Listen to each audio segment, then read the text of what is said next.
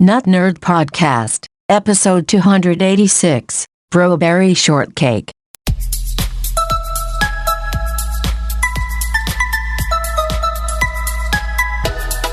Welcome to the Nut Nerd Podcast. I'm Nate Heath, and we are here to help you tech better. Here with me, as always, Mr. Dave Baylor.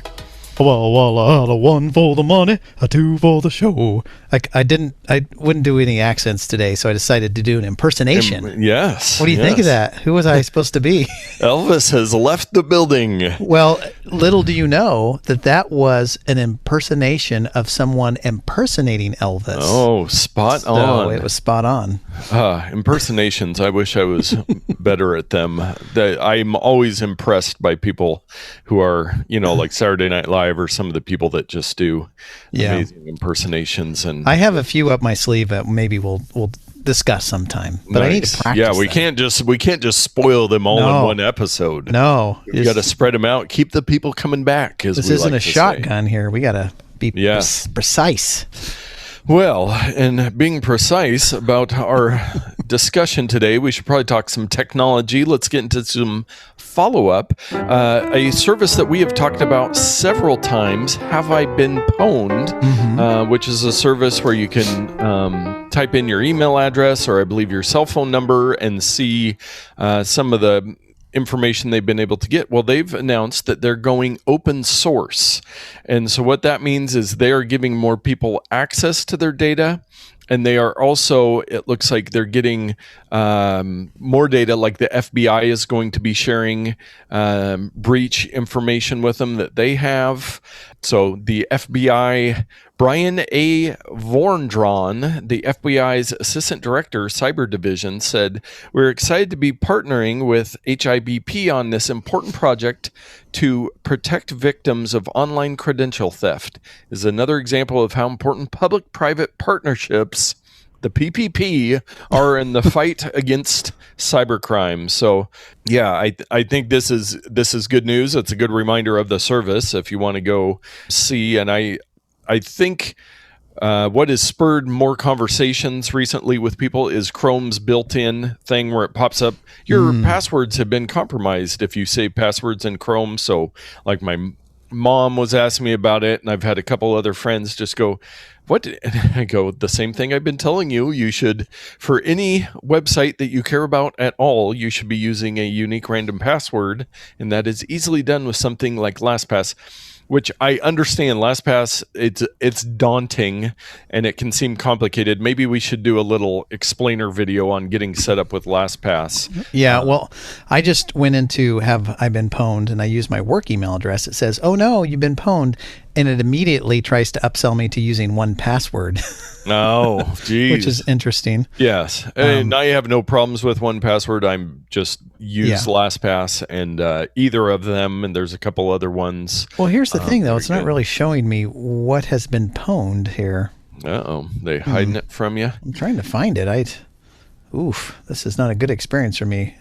I mean, if you can't find it, then what's a normal person going to do? Let me try an email at one of Okay, I see. They're there. They just don't look the same as they used to. Oh, how dare they?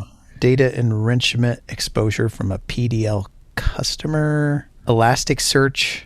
Don't know what that is. Verification IO. Okay, whatever. Yeah, I think this is a great move for them to kind of expand this stuff because it gets us closer to having one spot where you can find more information. There's other services that do this, especially in the business IT world. There's, of course you can pay that they'll keep an eye on things and let you know if anything's been breached. But no, this is good stuff.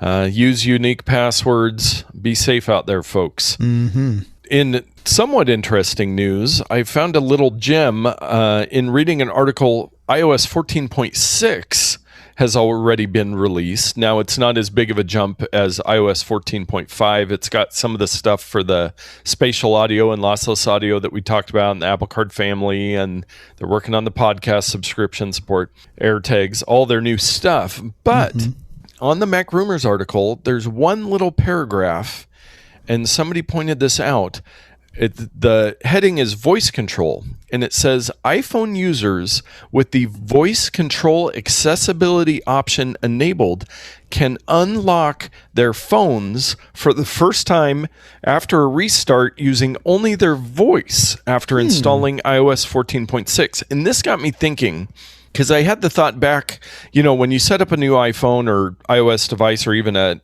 Apple computer to do the Hey Siri, it trains you on your voice. Mm-hmm. And so it gets specific to your voice, which then I was like, what could they do with this? Well, what if we could live in a world with all this data they have that we don't need Face ID or Touch ID. We've got Voice ID. Right. And you could say something like, my voice is my password. Yes. Which was the password is password. And then your phone just unlocks. So just a little tidbit there. So there's ways that you can do it now through the accessibility. And we've seen that before where something kind of comes in through accessibility and then is made available. So there would be complications for what if somebody recorded your voice and played it back and all that stuff. Yeah. So, but yeah, that is one feature in there that I thought I would point out. And I will note, we are recording this on May 30th. Happy Memorial Day weekend. Thank you for all of those that have given their lives to service here in the United States.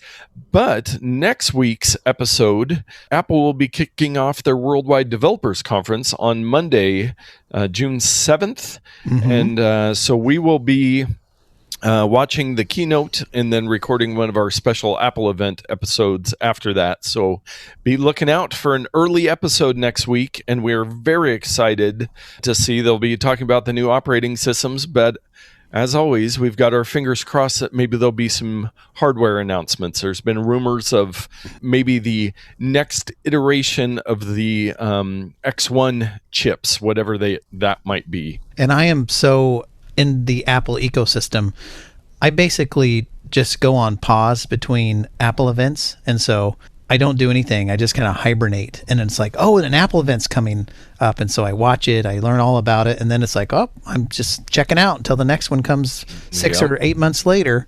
No, I do really enjoy learning all about the new stuff and being excited. It's kind of like Christmas. It's kind of like living vicariously through someone else's excitement, because they're excited to create and share all their equipment and software and everything that they've developed. And I'm excited to I just had an idea. Buy it. Yeah.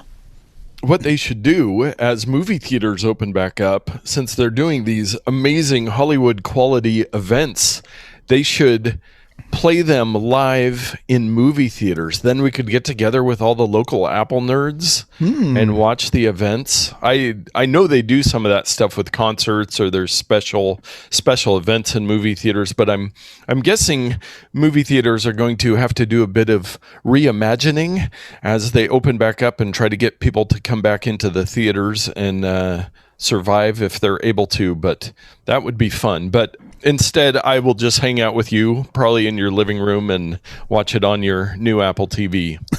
On my 12-year-old TV, but my brand new Apple TV. Yes, exactly. Well, we've got a little crypto watch. As much as the crypto market, we're trying to avoid these stories so we don't have to read off the prices with the volatility that has been happening now that we're slightly more invested in these things. But we talked a couple weeks back about Carol Baskin launching her cat coin. Well, do not fear. Joe Exotic is launching his own Tiger King coin. You can find it on crypto exchanges under TKING, T-King for Tiger King. Yes. Oh, and it says in the article at decrypt.co, now he's 2 years into a 22-year prison sentence for hiring a contract killer to take out Baskin. He failed, but he apparently has time to set up a new cryptocurrency. I think he's trying to raise some money to pay off some legal fees or other things. But I was doing some looking around last night, and there are thousands maybe of different cryptocurrencies at this point, and They make no sense. Why can't we all just use one? I don't understand why there has to be. Yes, everybody thinks they've got the next big thing, but I will, since we are talking about it. Bitcoin, it tells me at the top of the webpage here, so I don't have to open my app. Bitcoin is currently at $36,173. You'll remember it was up around 60,000 not too long ago. And Ethereum is currently at $24.43 per coin. It has been a wild, as I've been paying more attention to it since I put a little money in there. It's been a wild ride these last couple weeks, and who knows? I will go back to my firm statement of I have no idea what will happen with cryptocurrency. Yeah, who knows? Nobody knows. No. That's why it's exciting. You know who does know about something? Dave with his pro tip of the week.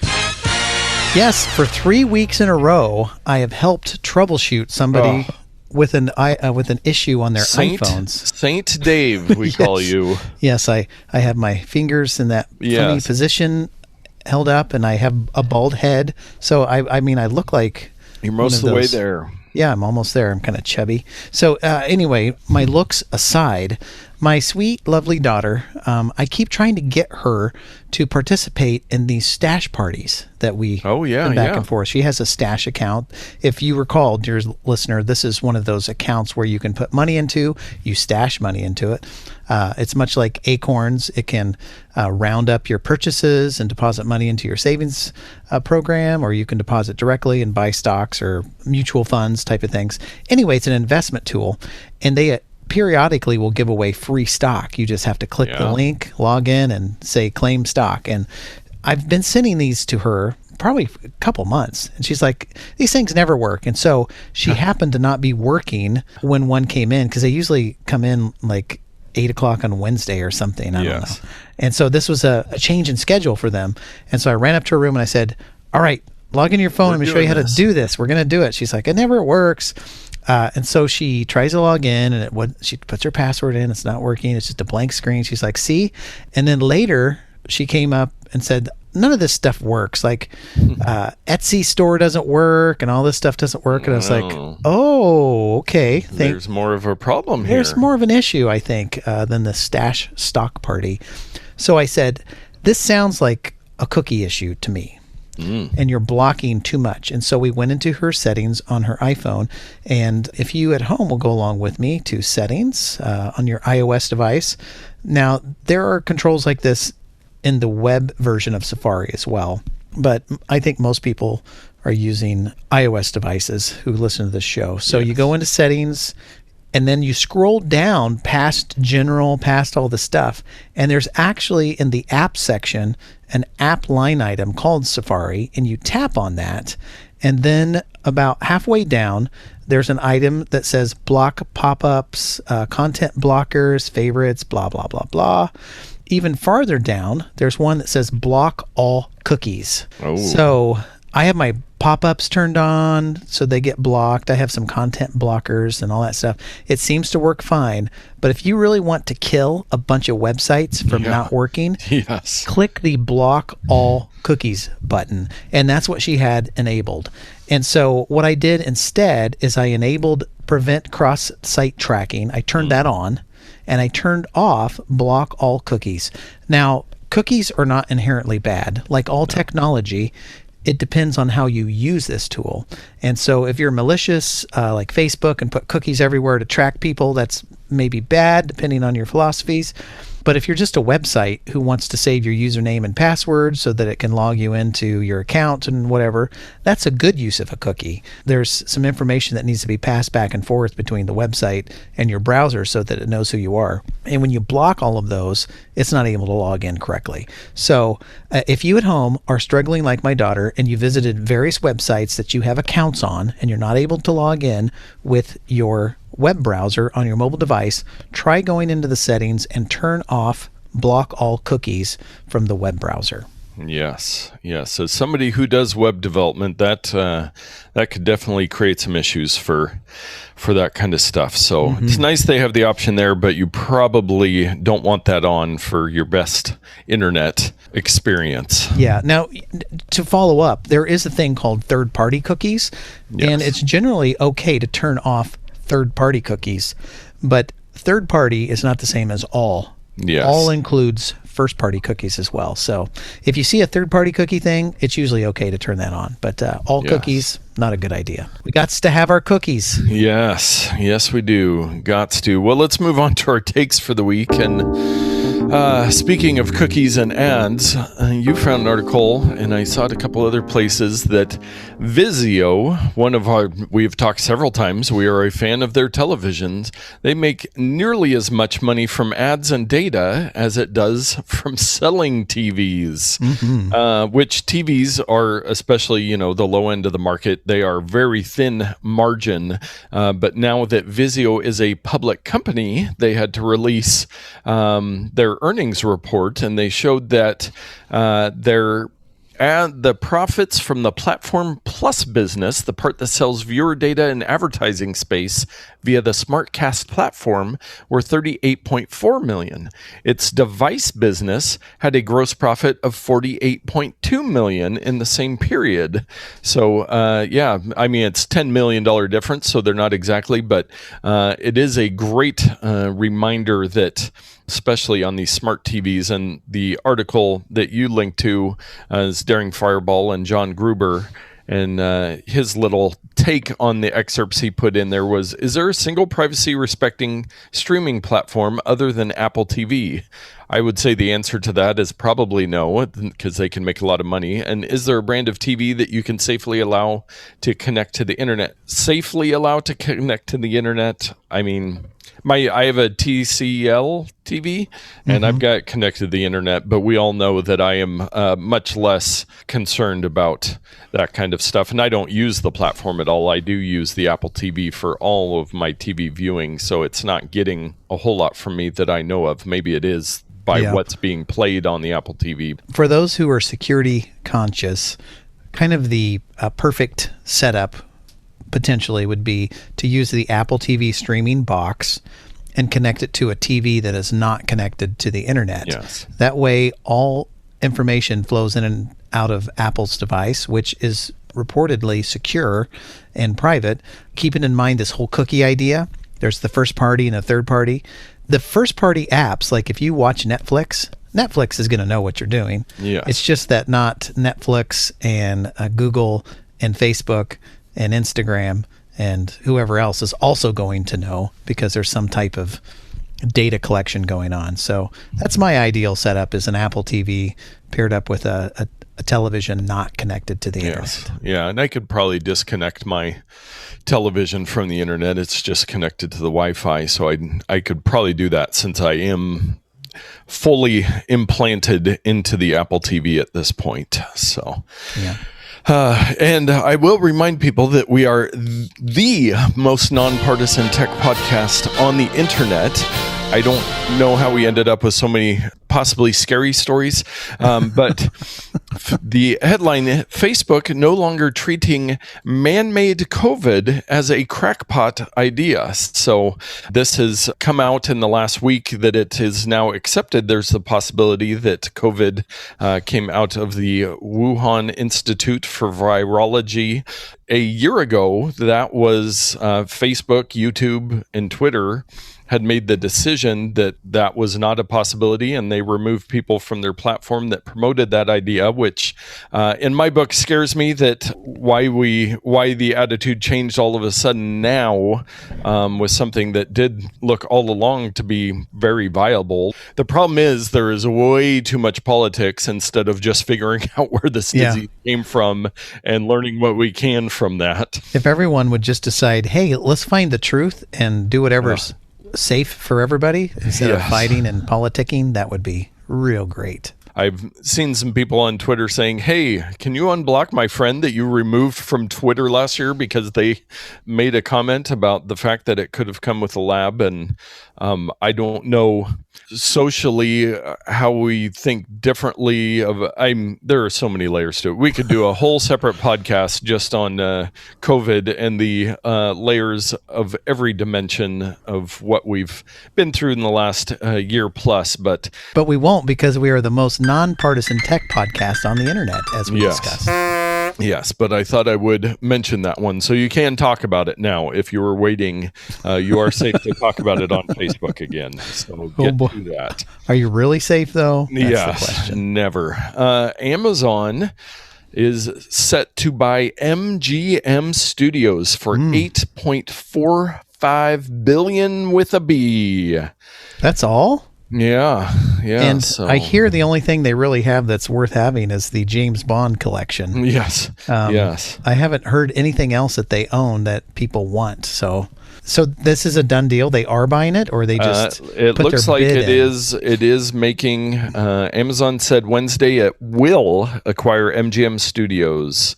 So it says in the article from CNBC that it's their boldest move yet into the entertainment space. And I did see somebody's take, and I don't know where they're making this take from, but the fact that Amazon, maybe in something Amazon said, that their goal isn't to take on Netflix or Hulu, but they're just trying to really look to expand their content and, have more offerings. And what they were talking about is they were trying to slow the churn of Prime members by adding more content. So they were worried about how many people would just get rid of Prime, which in my mind, I'm like, people get rid of Prime? Yeah, why would you? Who does that? It's not the video service that I'm looking for. No, and I wouldn't think that's the part that's going to keep people around, is go, oh, but I can watch James Bond even though I don't order anything off Amazon anymore. I'm going to keep paying this so that I have access to the Bond films. I agree with him creating more content, because a guy can only watch the Bird Box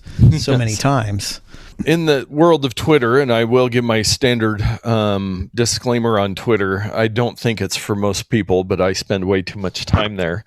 They have confirmed plans for their new Twitter Blue monthly subscription service coming in at $2.99. And so one of the things that it will allow you to do is an undo tweet feature that will hold a tweet for a set period of time before sending it out, so you can choose to undo it, which most people, the reason why they make mistakes is because they want to get their tweet out there so fast. That seems like exactly opposite of what people were asking for. Yes, they people want an edit tweet. Yeah, function. they don't.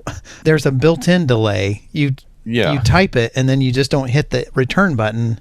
Yes. Immediately. I don't. Yeah. So I don't think it. Yeah. It's the here's what you're asking for, but it's not what you're asking for.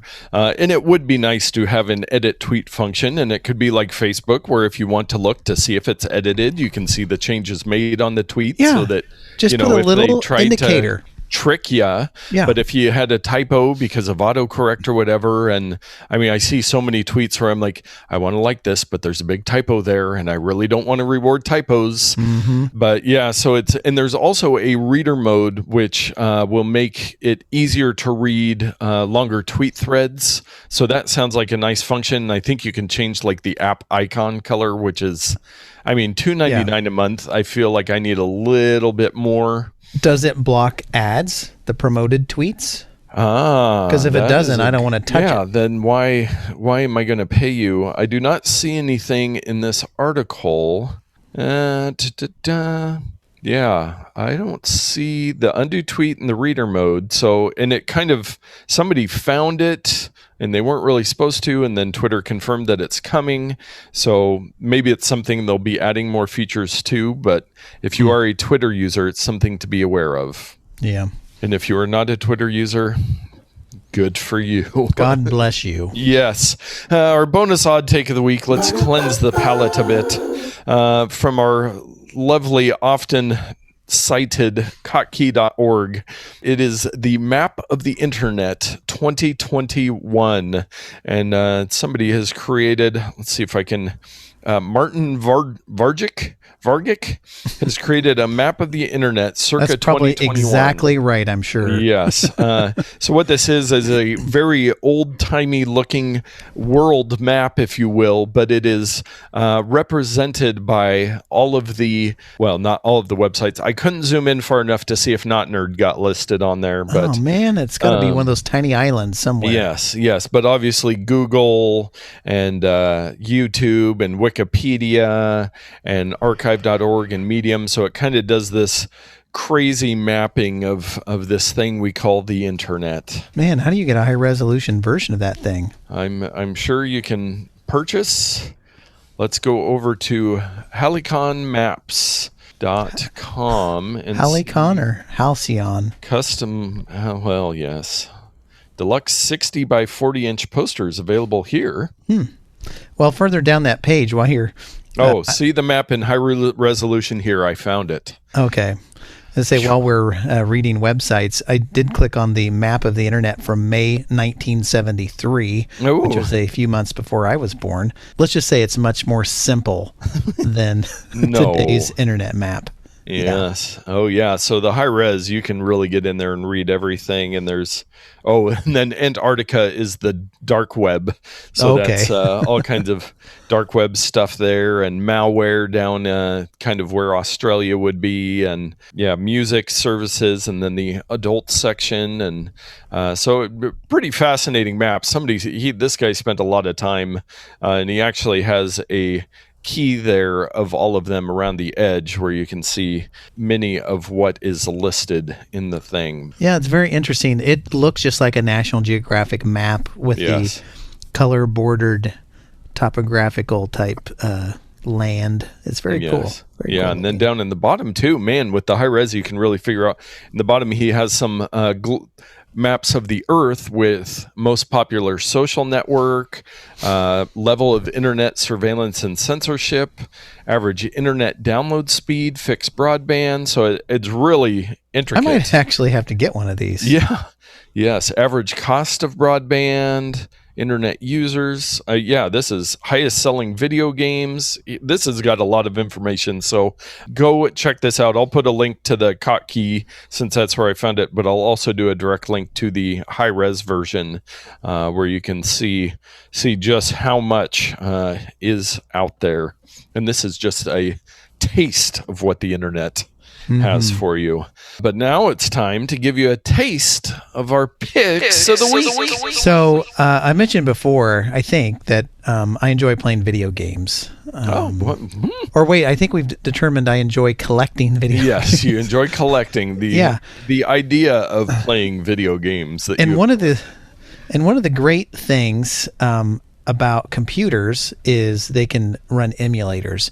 And I don't know if I've mentioned it before. I did not see it as a pick of the week before, but OpenEMU, however you want to say it, Open Emulator. Yes. It can be found at emu.org. This is an open source, free emulator for your Mac or PC, and of course I like it because it's very well supported on a Mac. Nice. What you do is you launch this software.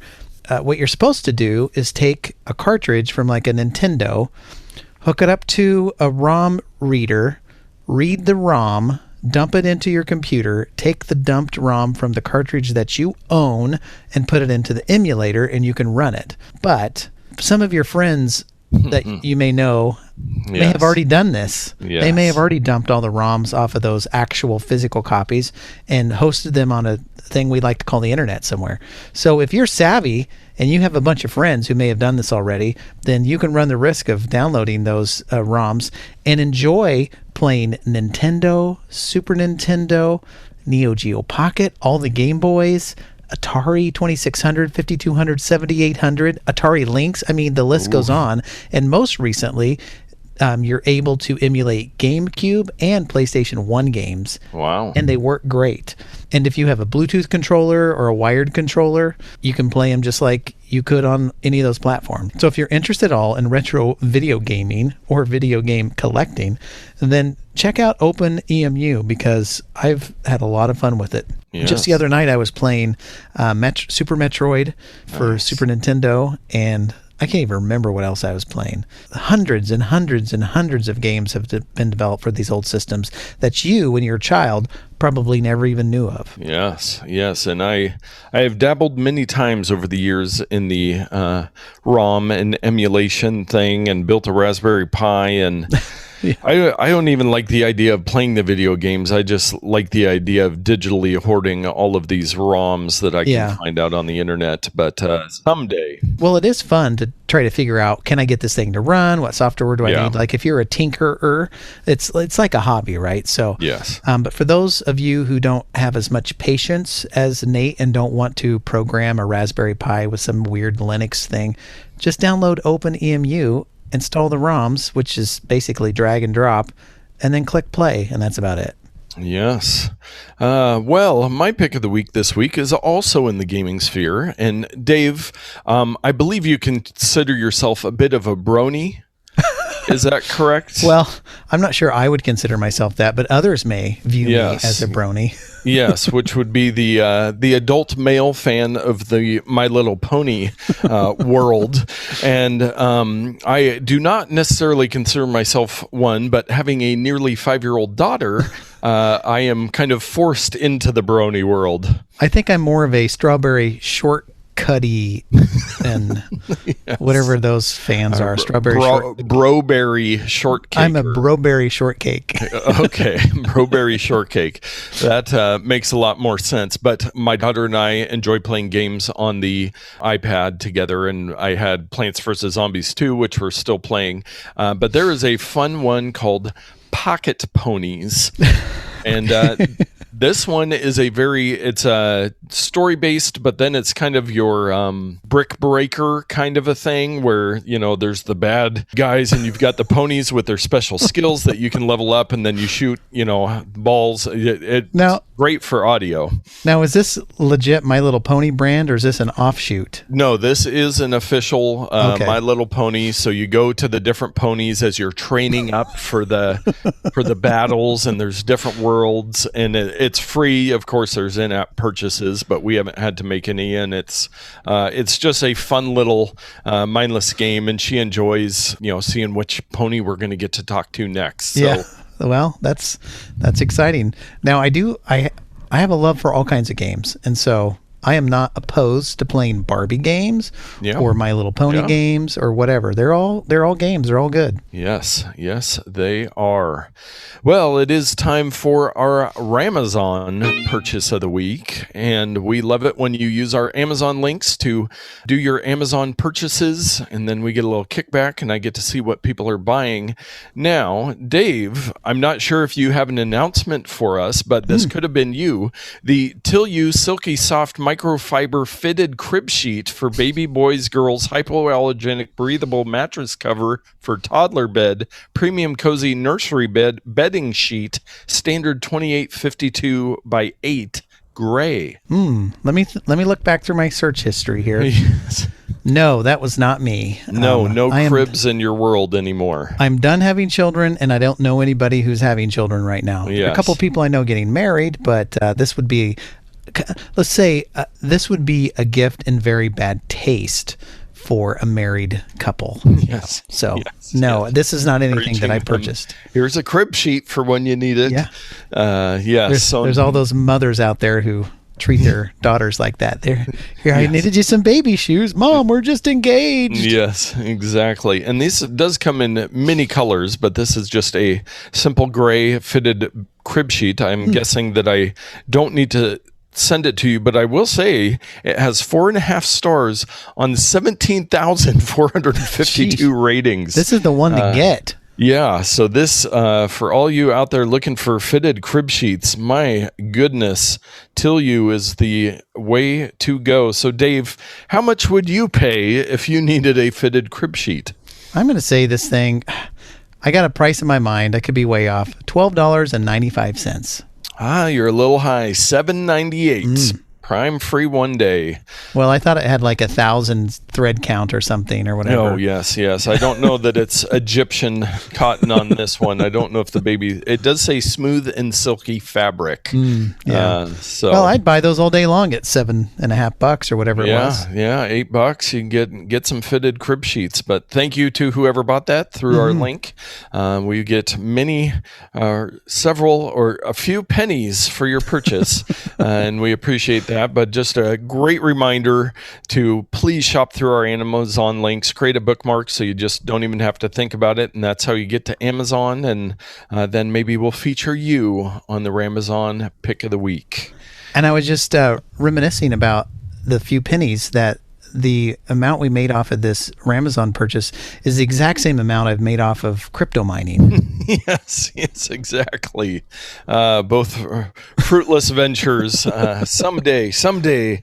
We'll make it big. Yes, we'll make it big. Oh, I was going to mention back on the picks of the week, Dave, I want to thank you personally for a few of your picks of the week that I am now using. One is the the North Bayou monitor mount that you discussed quite a while back. I got one right over here. It works fantastic. Yes, and then I'm also going to need to challenge you on some Song Pop Party, because I did, after you picked that last week, I went and got it, and I will say that I am pretty dominant in the hip-hop category of Song Pop Party due to my DJing experience. So. Yeah, with all the songs that people request, you probably know all of them. There were several. I'm like, I don't even know who this artist is. Yes, I do get a little, I'm very good, let's say 83 through about 2008, and the newer stuff I get a little confused because so much of it sounds alike. But Song Pop Party, that was a great pick. That's a fun little game, and all the different genres on there.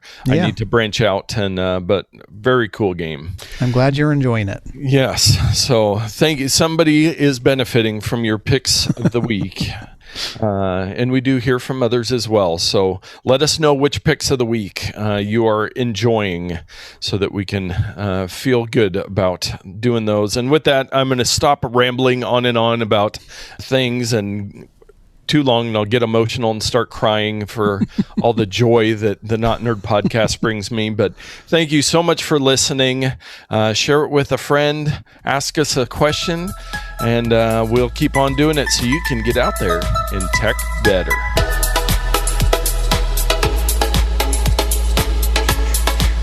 I started recording my OBS 12 minutes ago, so we'll have a lot of me going, yeah, exactly, yeah. If you need any extras of those to put in, because I know I don't say yeah, or exactly a lot during the show. So if you need some extras, you can just lay that over. That's a good idea. Yeah, you should have keyboard shortcuts just to insert those while you're editing. You can add more ums in.